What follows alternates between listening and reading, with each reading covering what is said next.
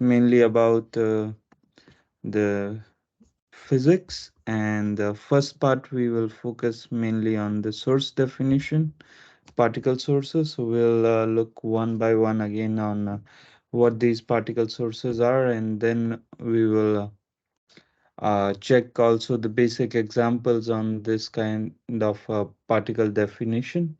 So basically in the starting, you can check there are like uh, uh, several sources that you can define. For instance, the volumetric source, isotropic source, phase space, environment source, and we will go through these again today, and we'll check what they are. And initially there is information in the uh, Topaz website, or the, how to say, the user manual. There you can find the name of the particles or the details on the type of particles that you can simulate. Ideally you can simulate everything, mainly like carbon ion, protons, uh,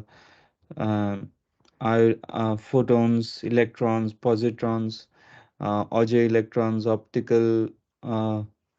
optical photons. So you can do almost everything with the Topaz, and do a simulation of any kind of radiotherapy or physics experiment you are interested in. And here they have basically provided the uh, particle names. Here you are, you can see, and the particle data group codes for each particle. So if you want to write a code and identify a particular particle, you can do that through PDG code. Then is the beam sources. So beam sources basically uh, that provides shape, or what kind of shape you want to uh, achieve with your source. If it is like a flat or Gaussian shaped, and its position of the component you can define. Then you can define what is the spread in XY direction. And yep, this is the Gaussian source. This is the beam source. Let me show if there, see if there is uh, an example on this beam source. No, they do have a distributed source, point source, and there is one on the spectrum volumetric source. So basically for you, for brachytherapy experiments, these volumetric source will be the source that you will be most interested in. And yeah, so basically last time when we covered, we saw these things actually.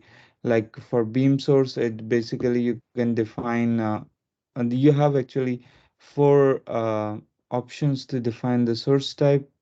One is beam, isotropic, emittance, or phase space. And then you have like each source type has a specific parameters related to it. For instance, for beam parameter, there is a energy, spread energy, particular energy of your particle, the particle you want to define.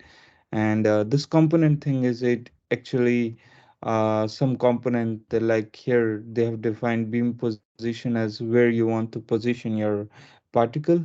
And then this is your component for your source. And then is the particle energy, particle beam energy, spread, position of the distribution, a shape cut off, like which kind of shape you want. It can be rectangle or ellipsoid or ellipse. And then for based on ellipse, you have to define your position of x, y cutoff, and x and y spread. So it's normal for ellipse, and or rectangle. And then is the like yeah, it's normal. You have to just check, and we generally you can visualize what kind of source you want to define. And You can just take one example, try to run it, and if this that particular source type matches your simulation requirements, then you can use it. Otherwise, you can try any one of like beam, isotropic emittance, or phase space, and most of the time these sources are more than enough for your present simulation requirements. Yep. So here is a question like how the beam spread is calculated. So but it's not for initial at the beginner level. You may not need this type of knowledge. And here they are repeating like what is what, and you can provide a energy spectrum.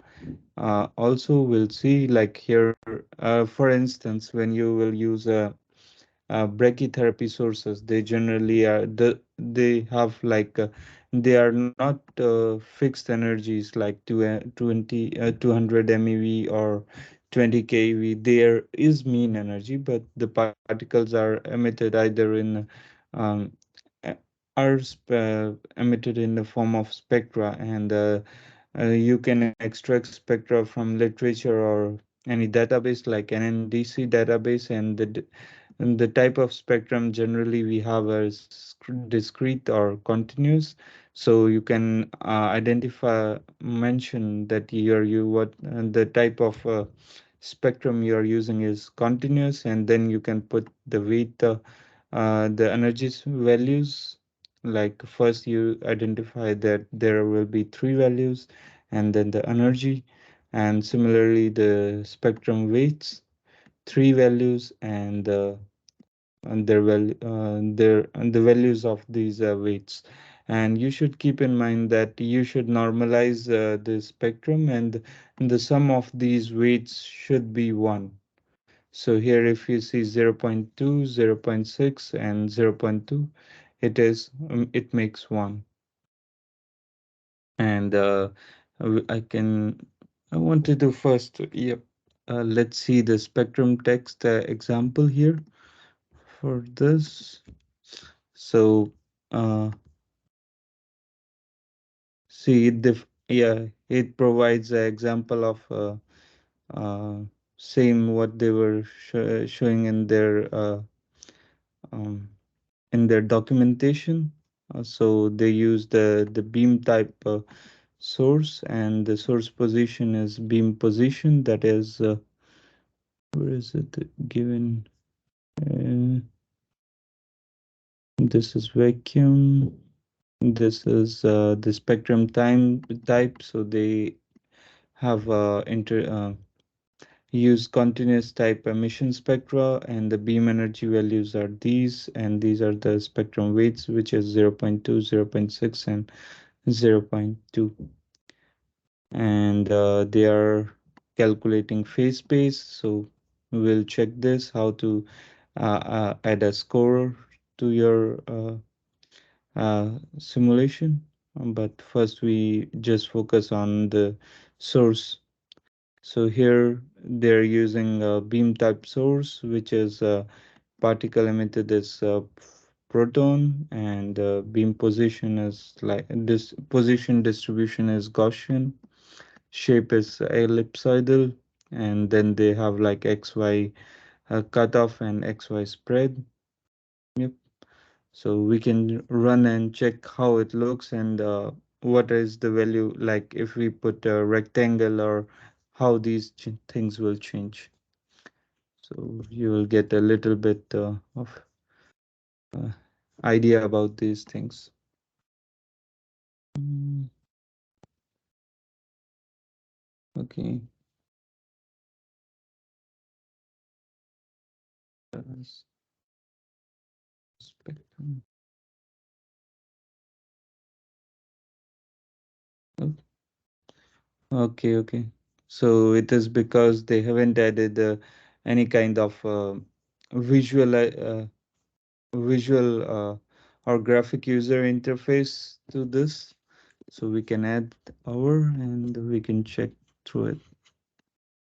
Okay, so let's go to our to best training. Shop the text and we just copy this.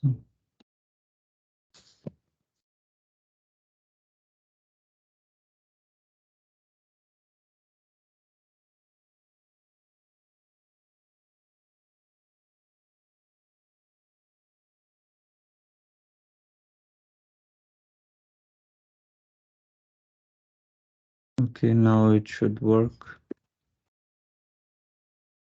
Yeah. So if you zoom in, okay, it's just a box inside a box, and so it's a simple geometry. And here, I guess the particle should pass through this volume. Oh, there is no, yeah.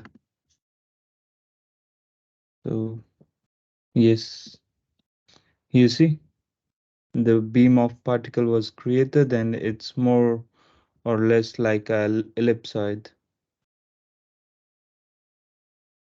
It begins from this side, and there is the spread. So you can define in this format, and I can change it to rectangle, and or maybe let's move to the new one. You got an idea, like this way you can define your beam source, and you can add emission spectrum to it, and more examples on how to add your emission spectrum. You can find such examples in the brachytherapy compartment or the folder of Topaz. So here, when you look at the LDR sources, they have defined several LDR sources, one of which we are using is the iodine 125 oncoseed.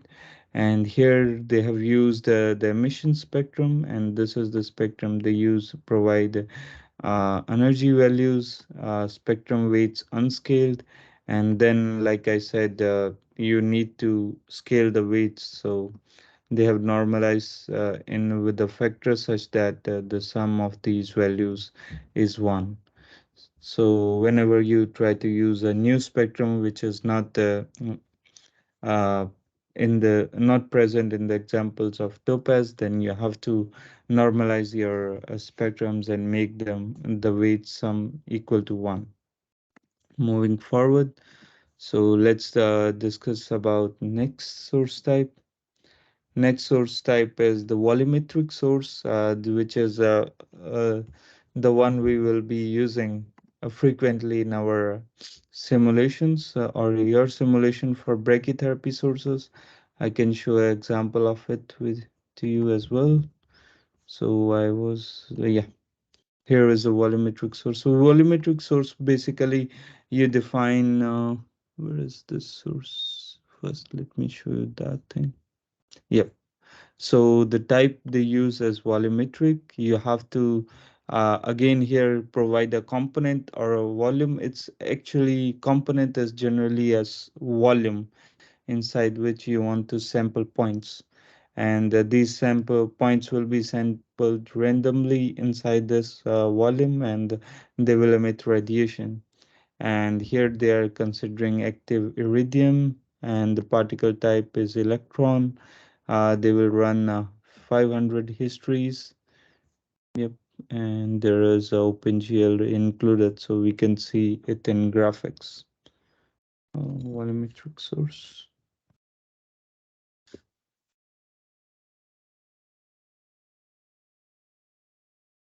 Yes. So this is the iridium source, I guess, and this is another source. So you see, the particles are emitted inside these volumes. So that's why they are yellow. Yellow is if you don't specify specific color to any particle type, then they will automatically assign a specific color to each particle type. So here for electrons, they have assigned the yellow color. So they define basically two source volumes. One is this sphere, and you see